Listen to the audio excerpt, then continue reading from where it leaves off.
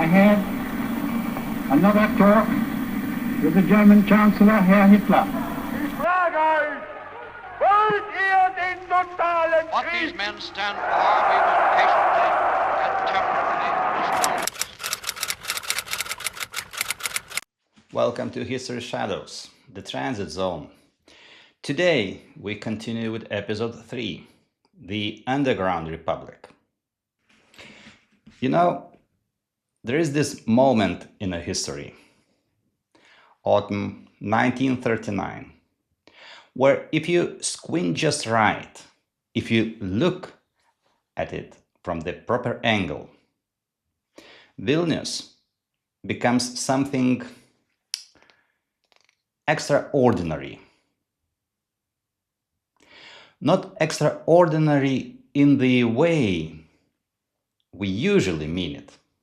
Not heroic, not glorious, but extraordinary in the sense that it becomes a kind of laboratory.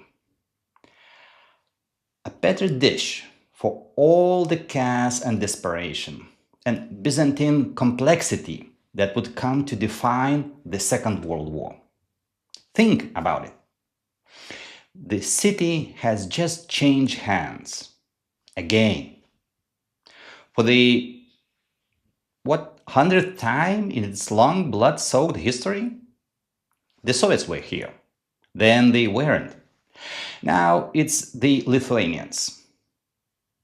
And to understand what it means, you have to understand what it doesn't mean. It doesn't mean the steel boot. Not yet. It doesn't mean the midnight knock on the door. Not in the same way. It means something different, something softer. And that softness, that's going to create a space, a breathing room, a temporary gap in the crushing vice of totalitarianism. And into that gap flowed the refugees. Now, when I say refugees, I need you to understand these aren't just ordinary people fleeing war. I mean, they are that, but they are also something more. Some of them are professionals, intelligence operatives, military officers, people who just weeks before were part of functioning sovereign Polish state. And here is where it gets interesting, because for them, Lithuania isn't just enemy, not like Moscow, not like Berlin. It's something entirely different. It's an opportunity. You have to ask yourself, if you were one of these people, if you just watched your entire country get carved up like a Christmas turkey between two of the most murderous regimes in human history, what would you do? Would you give up? Accept defeat? Fade into the woodwork? Or would you do what humans have always done when pushed to the brink? You would adapt, probably. And that's exactly what happens here. Within weeks, and I want you to appreciate how fast this is, within weeks, these Polish intelligence operatives begin to reorganize. They slip into new roles, new identities. They start building networks, because that's what intelligence people do, right? It's their whole thing. They find weaknesses. They identify potential assets. They create structures in the shadows. And the Lithuanian State Security Department, the SSD, they are watching. Oh, they are definitely watching. Now imagine you're a Lithuanian intelligence officer in late 1939. Your country has just gotten Vilnius back, the city that's been part of Polish national mythology for 20 years. You've got tens of thousands of Poles suddenly living under your jurisdiction. And you absolutely know, that some percentage of them aren't just civilians. So what do? You watch, you document, you file reports. And what those reports reveal, man, it's like something out of a spy novel. Except it's real. Secret meetings, false names, networks within networks, and slowly paranoia starts to crystallize into something more concrete. Because these underground organizations, they are not unified, they are fractured. Some of them are cautious, willing to cooperate, maybe even collaborate with the new Lithuanian administration. And others, they are dangerous. Let me read you something. This is from memo to the Lithuanian Prime Minister. And the language here, the language is brutal. Quote, "The Polish activists in Vilnius will be guided by these tactics, using every Lithuanian weakness, every mistake, rising noise, eventually boycotts, and even terrorism. Their motto is to organize with eagerness, waiting for favorable moment for putsch." End of quote. A putsch. Think about that word. That's not the language of refugees seeking shelter. That's the language of insurgency. And who's behind it? Well, according to Lithuanian intelligence, these aren't just random angry Poles. These are professionals. Officers trained by 2nd Department of the Polish General Staff, which, if you know anything about interwar European intelligence services, was one of the most sophisticated operations on the continent. These people know how to recruit. They know how to build networks. They know how to fight in the shadows. They wrote the playbook on this stuff during the Polish-Soviet War of 1920s. They ran intelligence operations against the Soviets throughout 1920s and 30s. They had networks that stretched from Berlin to Moscow to Paris. And now they are kind of unemployed. Their state has ceased to exist. But their skills are as sharp as ever. And here's where it gets really interesting. They find cover in the Red Cross. Now, the Red Cross, right? Universal symbol of humanitarianism, mercy, aid to suffering, protected under international conventions. It's perfect. If you're building an underground resistance network, what better cover you could possibly have than a humanitarian organization that has access to refugees, that can move freely, that has international protection, that nobody wants to be seen harassing? It's brilliant. In a deeply cynical way, it's brilliant. Lithuanian intelligence reports read like the opening chapters of a John le Carré novel. I mean, listen to this. There is an office on Mickiewicz Street, near the cathedral. Red Cross sign on the door. On the surface, it serves refugees, prisoners, the displaced and desperate, people who need documentation, people who need food, people who need medicine. But in the shadows, In the shadows, there's something else entirely. Here is what Lithuanian intelligence discovers, and I'm reading directly from their reports. Quote, in the Red Cross, they secretly work to restore the Polish state and act against Poland's enemies. Lithuania is considered one of them. Most officers carry Red Cross certificates under false names. They ride through villages, allegedly buying food and clothes for refugees. In fact, they organize partisans hiding in their home regions. Now, picture this. Vehicles with the Red Cross emblem, that universal symbol of neutrality and mercy, rolling through Lithuanian countryside, stopping in villages, talking to locals, ostensibly gathering supplies for refugees.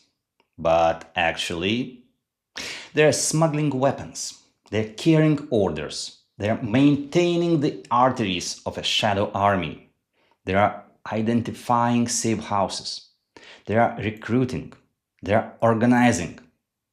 Is genius, really? Cynical? Absolutely. Dangerous? You bet. A violation of international humanitarian law? Almost certainly, but from a purely operational standpoint, is genius. And so, under the ancient cobblestones of Vilnius, in the cafes and back rooms and temporary offices, in the churches and synagogues and basements, a war of phantoms begins. A war through not with tanks and artillery, but with forged documents and whispered conversations and money hangings hand in dark alleys. So, by early 1940, Vilnius is this incredibly complex thing. It's a city returned to Lithuania after 20 years of separation. It's a refuge for the displaced. It's a chessboard where great powers are moving pieces around. It's a place where the rules are still being written, where authority is still being negotiated, where the future is completely uncertain.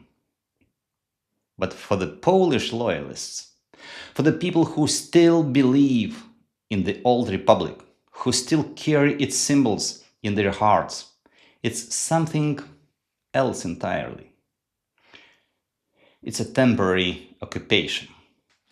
Now, that phrase, temporary occupation, it tells you everything about the mindset here. Some of these people are literally whispering that Lithuanian rule will last only until Easter. Easter, can you imagine? This kind of almost mystical certainty that Poland would rise again, that the natural order would reassert itself, that history would somehow correct this terrible mistake. A report from Lithuania's foreign ministry gives us the numbers, and the numbers are stark. More than 75,000 Poles in the Vilnius district, not counting Jews, mind you. That's 75,000 ethnic Poles, and of those 75,000, fewer than 1,000 register for work. Think about that. In a city where you need money to eat, to pay rent, to survive, fewer than 1 in 75 people are registering for legal employment. Why? Because they are convinced Vilnius will soon be back in Poland. Why put down roots? Why integrate? Why accept Lithuanian authority when it's clearly just temporary? Where does this confidence come from? Where does this certainty spring from? According to Lithuanian intelligence, you will be surprised, from Britain. There is this British envoy in Kaunas named Preston, Sir Thomas Preston. And the rumors, the allegations swirling around this guy are that he is funneling support to Polish underground groups. Money, encouragement, diplomatic color, that kind of thing. Now we have to be careful here, right? Because intelligence reports there are interpretations. They are shaped by the biases and fears of the people writing them. They are not always accurate, but the pattern is clear.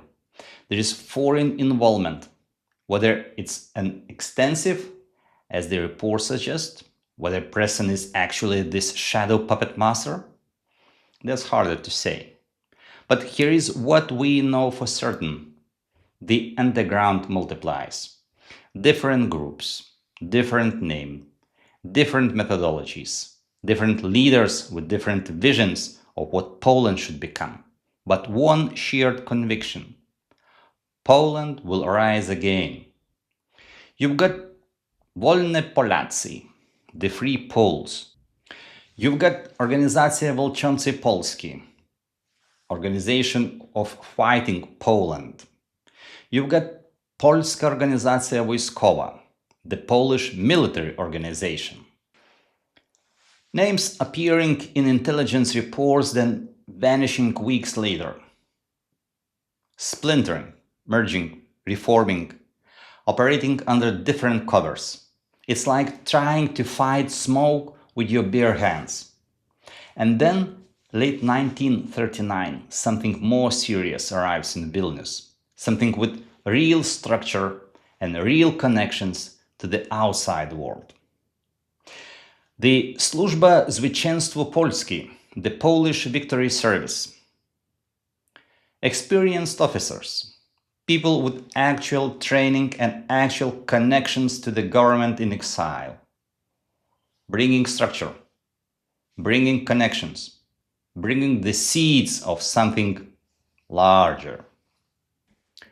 Now, there is this historian, Tomasz Strzembosz, who coined a term for what was happening here. He called it the underground Polish state. Think about that for a second. An underground state, a state without territory, without borders, without any of the usual trappings of sovereignty. No flag flying over the government buildings. No police force with the legal authority to arrest people. No courts with the power to enforce judgments. But with the ministries, defense, law, order, even education.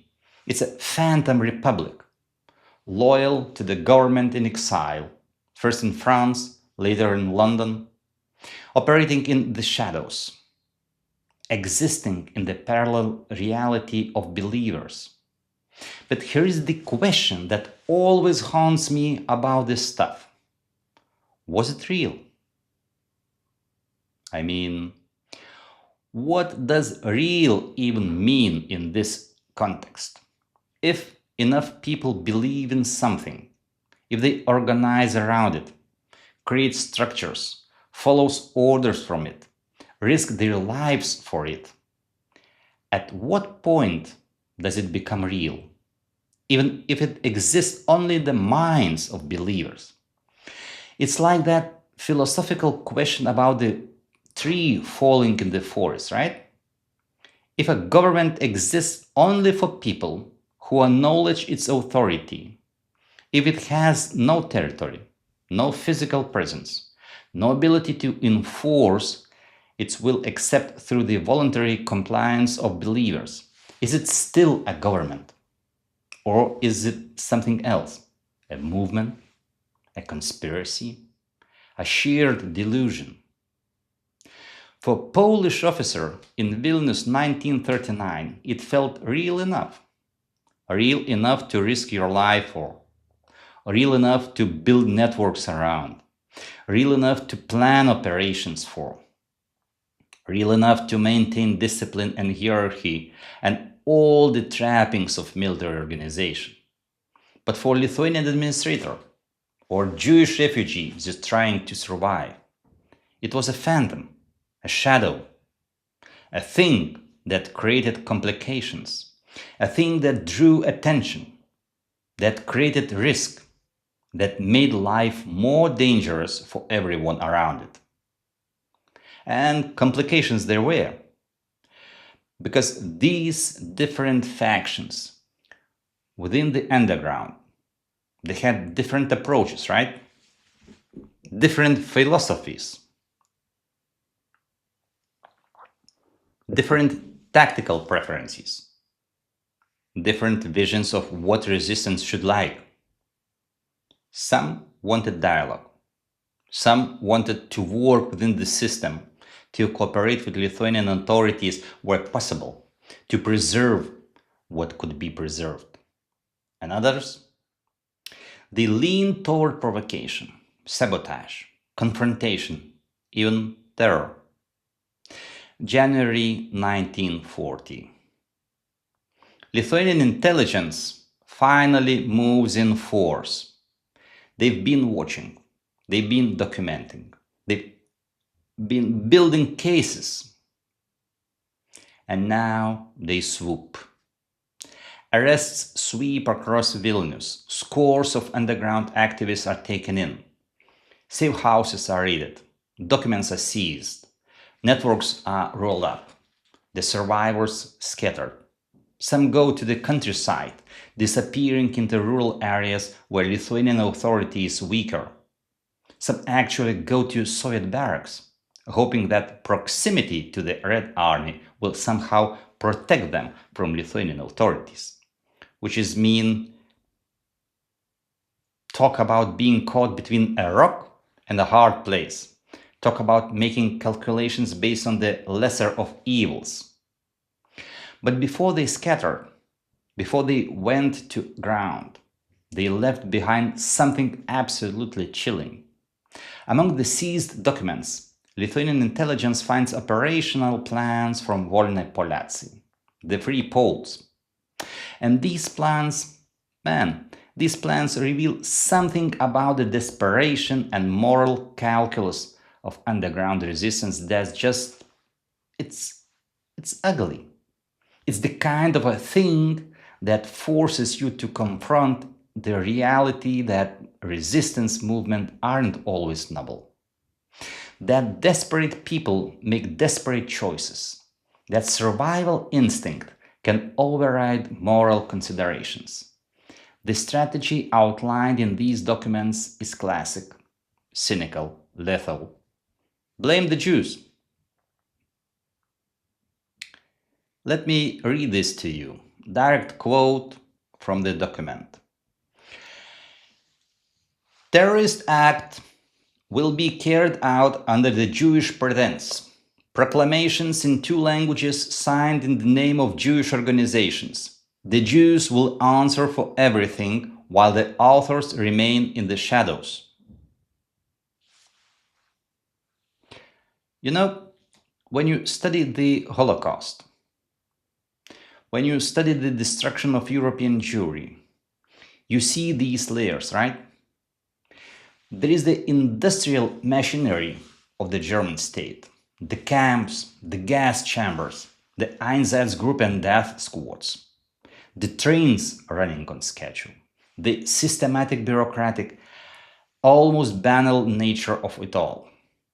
But then there is this other layer, local collaboration, opportunism, ancient prejudices being weaponized, neighbors turning on neighbors, and sometimes something like this, where one persecuted group tries to survive by deflecting violence on the other group. It's one of the darkest aspects of what happens when humans are put under extreme pressure, when survival itself becomes the only calculation that matters, when the moral universe shrinks down to us versus them, and will do anything to make sure it's them who suffer instead of us. And these Wolne Polacy operatives, they are not creating anti-Semitism. That's already there. That's already woven into the fabric of Eastern European society. Centuries of it. What they are doing is weaponizing it, cynically, deliberately, using it as a tool. The goal is chaos, deflection. Create enough confusion, enough violence, enough outrage that the real perpetrators can remain in shadows. That Lithuanian authorities will be chasing the wrong people. That the underground can continue operating while someone else pays the price. By the way, there's more.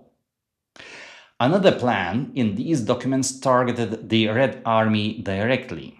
Quote, proclamations in the name of the Lithuanian government will be distributed. Once they reach Soviet hands, the provocation will be considered successful. End of quote. So let me make sure you understand this.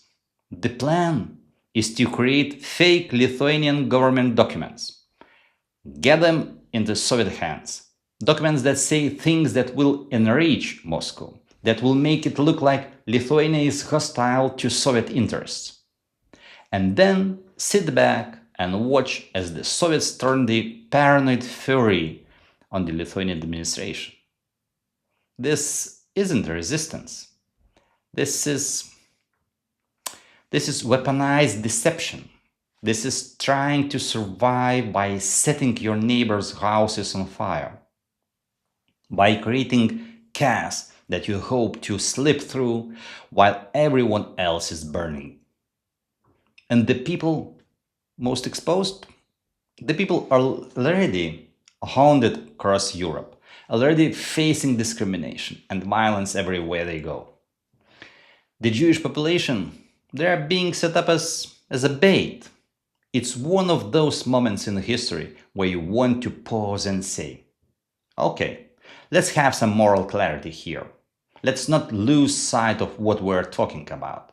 Because it's very easy to romanticize resistance movements, right? The brave underground fighters standing up to tyranny, the few against many, and all that heroic narrative stuff. But resistance can be ugly. It can be brutal.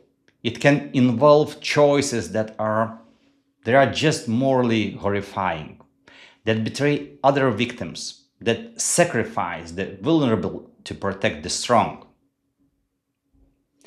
So, by late 1939, there's this recognition among the more sophisticated elements of the Polish underground that if they are going to matter, if they are going to be more than just a nuisance to the Lithuanians, more than just a thorn in their side, they need to consolidate.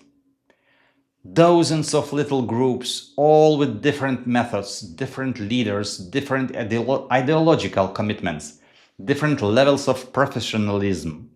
It's not sustainable. It's not effective. You can't coordinate. You can't plan larger operations. You're constantly stepping on each other's toes. And so the consolidation begins. At the center, you've got the Polska Organizacja Wojskowa, the POW, the Polish military organization.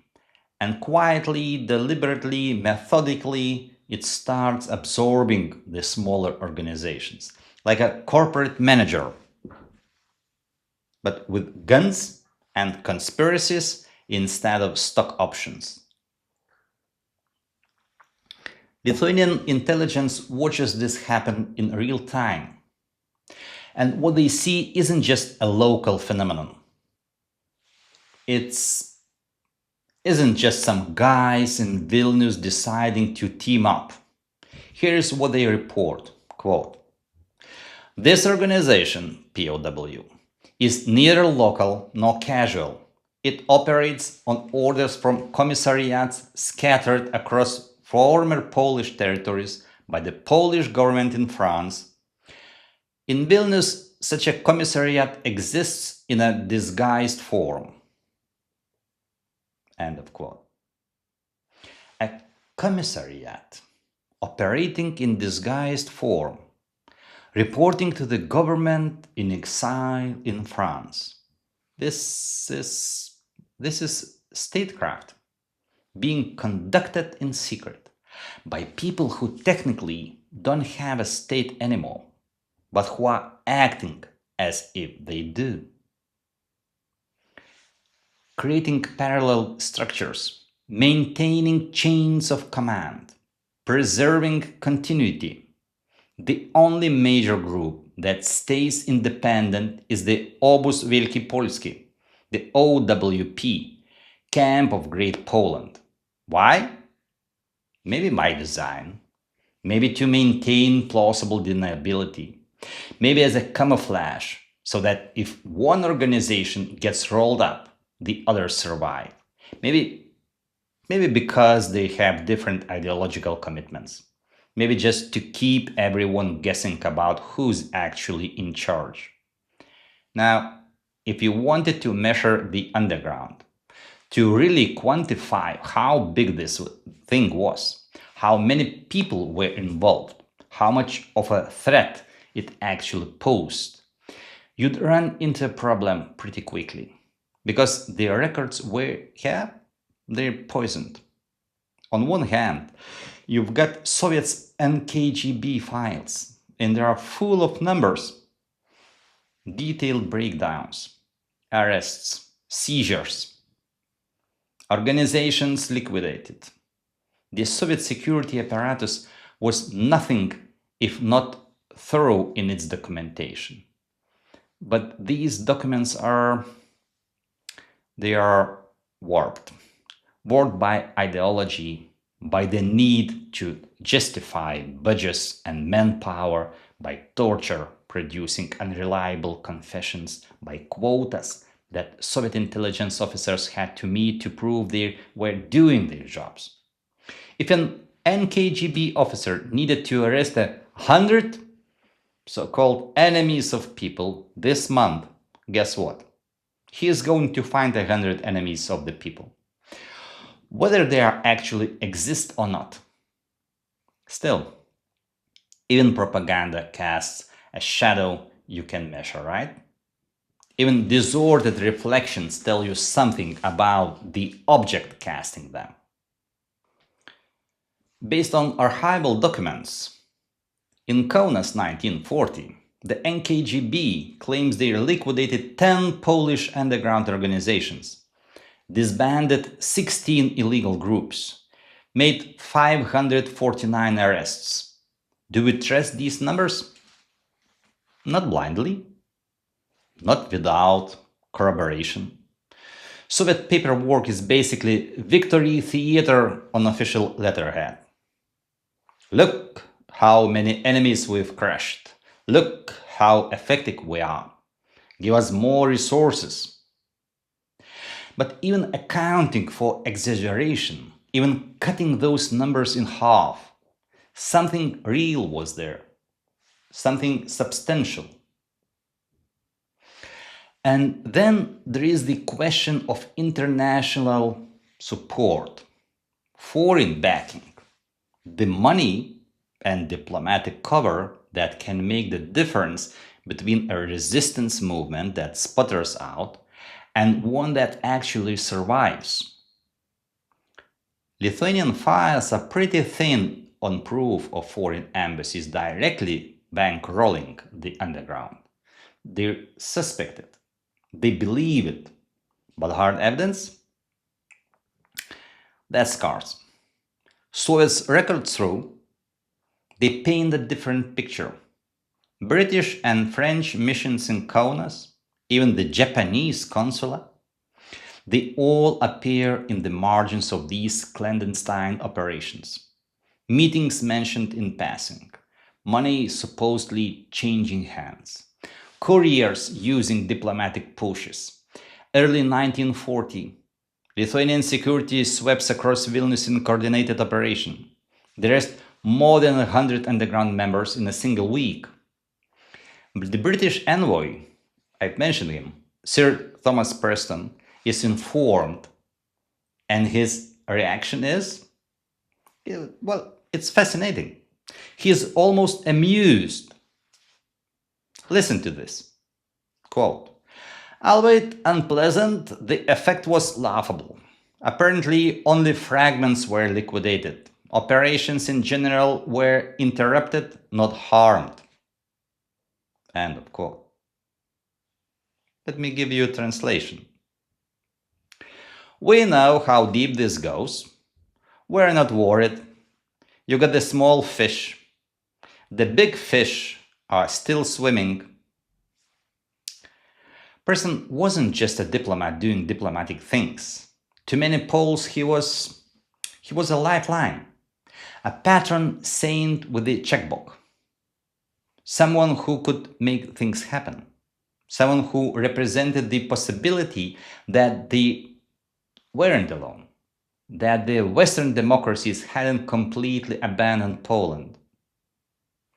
The French were involved too. Let me give you a vignette that illustrates how this whole system worked. There is a rural manor near Suwalki. Lithuanian security gets the intelligence that they might have found a Polish officer in hiding. They move in carefully and they find not a combat officer, but Andrzej Janicki, a former clerk for the second department of the Polish General Staff, which means he knows some things. He knows how intelligence networks operate. He knows procedures, codes, contacts. Janicki manages to reach out to the French legation in Kaunas. A French official named Pichon makes contact, and Pichon tells him, rebuild your network. Find couriers willing to slip into Nazi Germany.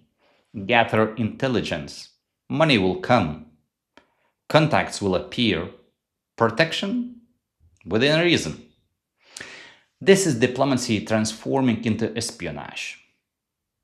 Right before our eyes, the line between supporting Polish refugees and running intelligence operations is completely blurred.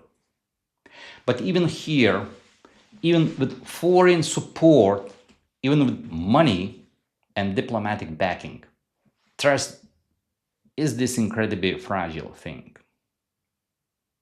A Polish operative named Stroczynski puts it perfectly in one of his reports. Quote, the Lithuanian police and intelligence are weak, but one must be very careful. Here meet the influences not only of the GPU, but also of the Gestapo. End of quote. Think about that. Kaunas, this small, improbable capital of country most people couldn't find on the map, becomes a miniature of Casablanca. Soviet agents working to identify and neutralize threats to Soviet interests. German watchers keeping tabs on Polish activity, maybe looking for recruits, maybe just gathering intelligence. Polish saboteurs and organizers trying to keep their networks alive. French fixers providing money and contacts. British funders playing the long game. And everybody is listening, everybody watching, nobody confessing to anything. It's an intelligence professional's nightmare and playground all at once. And underneath it all, running through everything like a river, the question that makes or breaks any resistance movement. Money. Where does it come from? Who controls it? Who decides how it's spent? Soviets' reports, flawed as they are, insist Preston officially funded Polish internees, and that he privately reassured underground contacts in July 1940 that the money will continue flowing even after the Soviet occupation. The French legation kicked in too. Not huge amounts probably, but enough to keep things moving, enough to pay couriers, enough to bribe border guards, enough to keep safe houses operating. The underground wasn't just alive, It was being fed, nurtured, sustained from the outside. By whom? To what end? With what ultimate goal? In Lithuania, in a country about to be swallowed whole by Soviet power, those questions were more than academic, more than theoretical. They were a countdown. A cold evening in Kaunas, late 1939. The train platform is dusted with soot and coal ash. Steam rises in the frigid air. Passengers bundled against the cold, moving quickly, not making eye contact. A through train creaks into the station. Berlin to Moscow via Virbalis, via Vilnius, via Kaunas. One of those trains that crosses borders, that moves through different zones of control, that represents the last threads of international connectivity in a world being carved into hostile blocks. The door slides open. A Japanese man steps down. Dark coat, plain hat. Nothing remarkable about him, just another traveler. Except for a small pin on his label. A discreet diamond on a silver. He is not officially a diplomat. He is a courier. A Polish agent waits near the tracks. Same pin, an armband hidden beneath a sleeve. No words at first, just a glance. A moment of recognition that says, we're both still alive. The network still functions. The man in the coat leans in close, speaks quietly. Have you ever been to Kaunas? The reply came immediately, the agreed upon response. Yes, I've been to Kaunas. This isn't fiction. This is documented. This is how messages actually moved between Polish leaders in Lithuania and their networks in Warsaw, Berlin, Stockholm, Paris, later London. Disguised as diplomatic mail, hidden in the slipstream of a neutral power, Japan. At the center of this operation stands Chunya Sugihara, vice consul in Kaunas. You might know his name from later. He became famous righteous among the nations for issuing thousands of transit visas to Jewish refugees in the summer of 1940, saving lives on a massive scale. But in 1939 and early 1940, he is also facilitating this incredibly sophisticated courier network for the Polish underground. Whether he knew the full extent of what he was doing, whether he understood all the implications, that's harder to say. But the system worked. The route Berlin-Virbalis, Kaunas, Vilnius, Moscow, postcards would go ahead as signals. Pins would match. A code phrase would be spoken. No unnecessary chatter, no bravado, no elaborate covers, just a brush of shoulders, a briefcase changing hands, and two men disappearing into the cold and the crowd. Did Lithuanian security see the outlines of this? Some of it, surely. You can't run an operation like this without leaving traces, without creating patterns that watchful eyes might notice. Soviet and KGB files suggest the Lithuanians understood, at least in broad strokes, that they were standing at a crossroad of other people's schemes, that their country was being used as a transit point, as neutral ground where people from different sides could meet. And here is the remarkable thing. Even after June 15, 1940, after the Soviet occupation, after Lithuanian independence effectively ends, after the NKGB starts running everything, Attempts were made to renew these connections, to keep the courier network functioning under an even darker sky.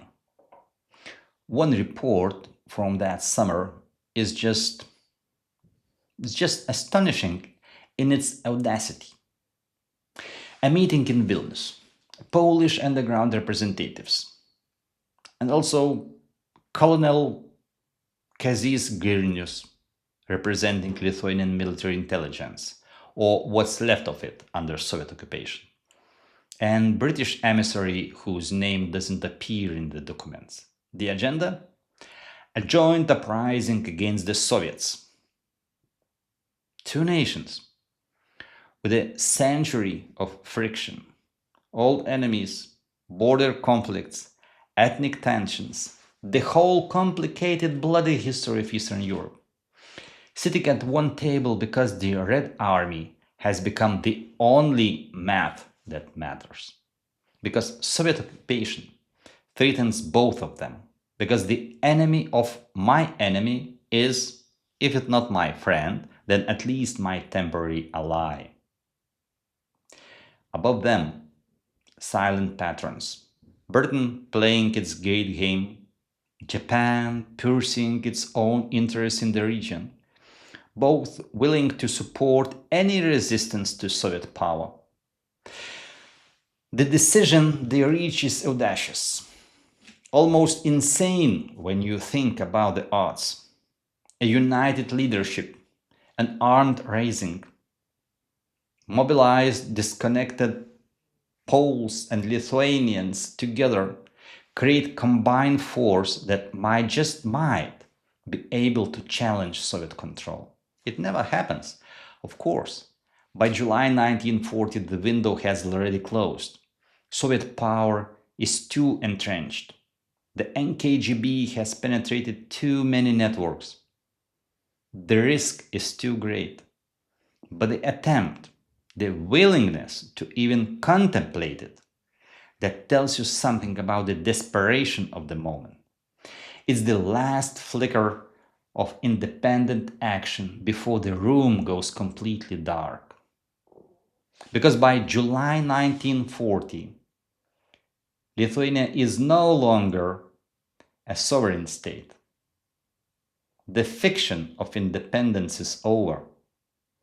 The Soviet Union has annexed the Baltic state. And what comes next is predictable. The NKGB is no longer eavesdropping from the shadows. It's governing. It's running everything. It's in control. The Polish underground that grew in Vilnius and Kaunas, that found breathing room in Lithuanian rule, now faces a predator that was literally built for this exact hunt. The Soviet security apparatus, with all its resources, all its experience from purges and collectivization, all its ruthlessness honed by decades of crushing dissent, all its paranoid thoroughness. This is what they do. This is their specialty. Finding hidden networks, breaking them, making people disappear. And yet, even then, even facing that terrifying machinery, men still meet on platforms, exchange the phrase, trade a briefcase, and vanish into the night. Because that's what resistance is. Not the grand gestures, not the heroic battles, but the small acts of defiance, the persistence, the refusal to give up even when the odds are overwhelming. Back to September 1939, Poland collapses, and I want you to really visualize this, really feel what this means on a human level. Country of 35 million people, a functioning modern state with an army of nearly 1 million men, a government, parliament, universities, industry, railways, all the apparatus of 20th century civilization. In the space of weeks, less than a month, it just dissolves. Germany from the west with its mechanized warfare, its Stuka dive bombers, its blitzkrieg, the Soviet Union from the east with masses of infantry, its cynical opportunism, its eagerness to grab its share of the spoils. The classic pincer movement, the nightmare scenario that Polish war planners had feared but hoped would never come. And civilians flee. Of course they flee. You would too. Who wouldn't? But not just civilians. Soldiers, entire units, shattered battalions, loose companies, individual men in torn uniforms, all hunting for neutral ground, for some place the Wehrmacht and the Red Army can't follow. For thousands of them, tens of thousands, that ground is Lithuania. Now, to Lithuanian officials, suddenly confronted with this human tide, these arriving soldiers are a riddle, a puzzle wrapped in international law and practical considerations. Are they refugees seeking humanitarian protection?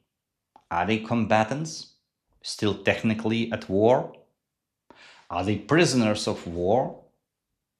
But captured by whom? Lithuania isn't at war with Poland. International law in 1939 doesn't really have clear answer for this situation. The League of Nations conventions cover a lot of ground, but this specific scenario, a neutral country suddenly flooded with foreign soldiers fleeing a two-front invasion. The precedents are thin. So Lithuania makes up a new category. Interned soldiers, not prisoners, not refugees, something between, held in a custody, disarmed, but treated humanly, in theory. They prepared for this in the most naive way imaginable. On September 7th, before the Soviet invasion, the international law in 1939 doesn't really have clear answers for this situation. So Lithuania makes up a new category, interned soldiers. They prepared for this in this most naive way. On September 7th, the Chief of Staff orders two camps established, one for Germans, one for Poles. Capacity? That's nice. 500 men and 50 officers each. A plan built for a puddle as a tsunami comes roaring in. September 17, the Red Army invades eastern Poland. That same day, Lithuanian intelligence warns Polish troops will surge north. And they do. September 19, Prime Minister Jonas Chernius orders the border open. 200 soldiers cross at Vilnius by morning, with 200 vehicles and 2 trains, 4,000 more near Širvintos, 1,000 at Dukštas. By nightfall, it's a flood. Lithuania isn't watching the war anymore. It's standing directly in the spillway. Categories harden. Civilians become war refugees. Soldiers become internees. And another group, those who never moved an inch, become aliens. The instant Vilnius is transferred to Lithuania. That's in October, by the way. The flag changed. Their citizenship vanished. Over 10,000 Polish soldiers fall under Lithuanian custody. Not captured, self-delivered into neutrality, hoping to fight against somebody someday, and meeting barbed wire instead. This is not just a logistics. This is a geopolitical tripwire. The tide of Polish soldiers turns planning into absolute farce. 2 camps for 1,000 men, useless by the end of the first week. September 18, National Defense orders camps 1 and 2 open. Within days, camps 3, 4, 5, 6 are rushed into existence. There is no strategy, just scavenging, barracks, schools, sanatoriums, shutter hotels, anything with a roof becomes a camp. From seaside resorts to rural estates, interwar Lithuania gets reskinned as detention grid. And these soldiers don't arrive empty-handed. They bring what's left of a country: armored cars, radios, horses, surgical kits, artillery pieces. The Lithuanian state meticulously counts it all. By year's end, confiscated material tops 1.8 million litas. Neutrality with an invoice attached. Lithuanian General Juozas Barzda Bradauskas gets the job nobody wants: manage thousands of armed, furious, displaced men in a neutral state under a Soviet shadow and keep everyone alive. By the way, that Soviet shadow, it's not subtle. September 19, remember, the same day Lithuania opens its arms to Polish soldiers. The Red Army enters Vilnius. A classified Lithuanian report describes their methods. Quote, as they retreat, the Soviets, they take all movable property, food, clothes, furniture, even windows. They seize landowners. People are executed on the spot, even for minor offenses. End of quote. That's not occupation. That's a pillage with paperwork. Stories leak across the border, messy, exaggerated, but true at the core. For those hesitating in the ruins of Poland, the choice clarifies. Run. Hope has a name, however fragile. Lithuania. You know what nobody talks about enough when discussing these refugee situations? Again, the money. Neutrality wasn't free in 1939. It had a bill, itemized in litas, measured in calories and coal and clerks.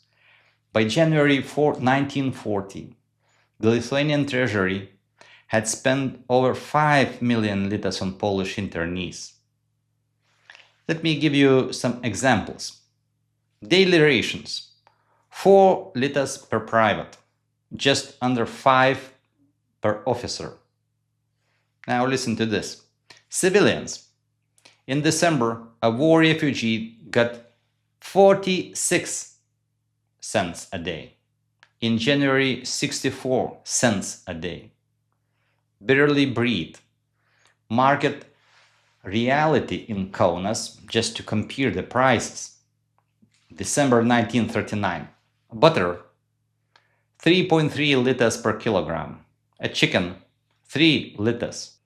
Feeding one soldier cost almost as much as feeding a family. And the camps kept growing.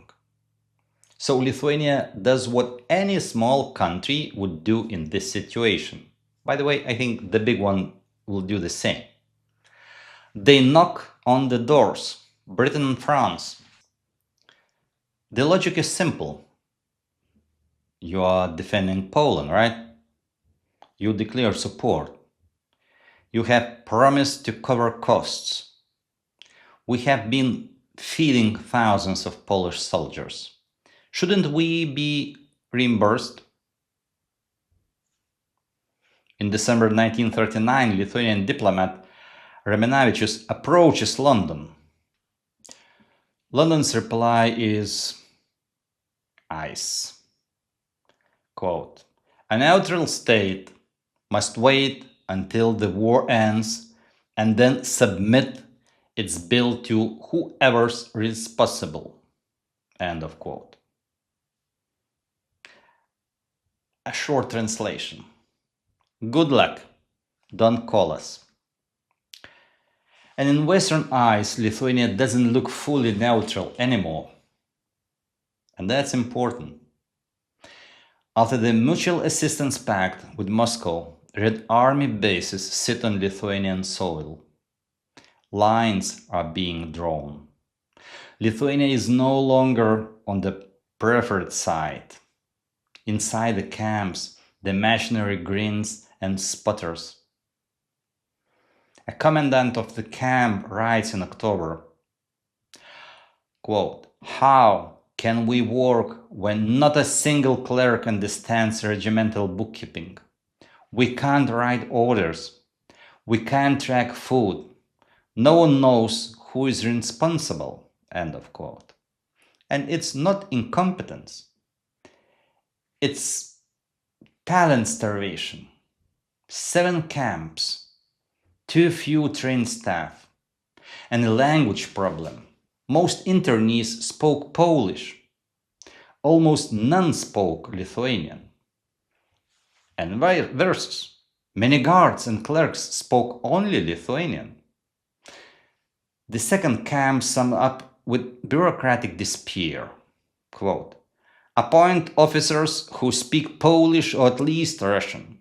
We must handle quotas, interpret requests, issue instructions, conduct discussions. If staff cannot speak with internees, work is impossible." End of quote. These weren't well-oiled instruments of control. They were holding zones, stitched together with good intentions, improvisation, and not enough of anything. Neutrality was active, expensive, messy, and it left Lithuania alone, broke, overburdened, squeezed between giants. By the end of 1939, nearly 14,000 Polish servicemen were interned in Lithuania. And when I say servicemen, I need you to understand, this wasn't just infantry. This was an entire state's military ecosystem limping across the border. Infantry, I just give you a couple examples. Infantry, 2.6 thousand. Cavalry, 1.3 thousand. Artillery, more than 700. Aviation, almost 300. Total, 13,955. Officers often arrived with families. Some officers, under strict promises not to flee or agitate, were allowed to live in designated towns, which creates a logistic nightmare. A defense ministry official clearly overwhelmed, quote, "It is not clear how this responsibility will be realized, but providing apartments, fuel, and food is likely to fall on us. We will not be able to care for coverings, as we do not have women's clothing." End of quote. Who counted as soldier? Lithuania answered with a blunt instrument. Wearing a uniform? Interned. Carrying discharge papers? Interned. Police in uniform? Interned. A soldier became a uniform plus potential for future military service. And remember, pre-war Poland was multi-ethnical. Jews, Belarusians, Ukrainians wore the same uniform. Harmony didn't always cross the wire with them. I'll just quote a Ukrainian appeal. "When they are in the same camps as the Poles, they are not free to perform their rights. Ukrainians have always been harassed, and even today Poles mistreat Ukrainians. It pains Ukrainians to be forced to live with their persecutors." End of quote. Internment wasn't just logistics. It was a political and human puzzle. Let me give you an example about the security of the camps. Kaunas, 5th fort, early days of the camp existence. 500 internees, guarded by 1 officer and 3 soldiers. That's not security. That's a prayer. Walks into the city were common, so were escapes. 1 week in late November, 7 men walk out, never return. None were caught. 17 kilometers away, the resort Kulautuva offered a different experiment. Villas, sanatoriums, holiday homes, all requisitioned. The resulting complaints are almost comical. Quote, 4 iron-wrapped doors, 12 benches, 30 hammocks, pillars missing. Damage? 446 liters. I think it was the Polish soldiers. End of quote. Another owner, quote, the premises were occupied without my knowledge as compensation of 592 liters for missing furniture and dishes. End of quote. The internal tone? Tired. Exasperated. Too many escapes. Guards drinking with internees. Officers fraternizing with locals. On paper, it looked like failure. In practice? I think in practice it was a policy, a quiet understanding. Let them go. By spring 1940, Lithuania began dismantling what it had built. Pressure mounted, resources bled out, the eastern horizon darkened. In April 1940 alone, 5,600 Polish internees were officially released. 800 proven civilians, 360 granted Lithuanian citizenship, 30 doctors, pharmacists, priests, 1,700 repatriated to the Soviet Union, 1,600 to Nazi Germany, 1,100 disabled. Another 3,000 simply escaped, and nobody tried too hard to stop them. Orders went out to close 4 camps by July the 1st, 1940. But June 15 came first. Soviet occupation began. About 4,000 Polish internees remained. Their fate moved from Lithuanian discretion to Soviet procedure. In the next episode of History Shadows, the visas for life, we turn to June 15, 1940. What really happened when the Red Army crossed the border? Who resisted? Who collaborated? Who disappeared? And what did the world do as one of Europe's last democracies were raised in silence? And what about refugees? What about Jewish refugees? What about Sugihara and Zwartendyk? Everything will be in the next episode, Visas for Life. Thank you for listening. Stay with us.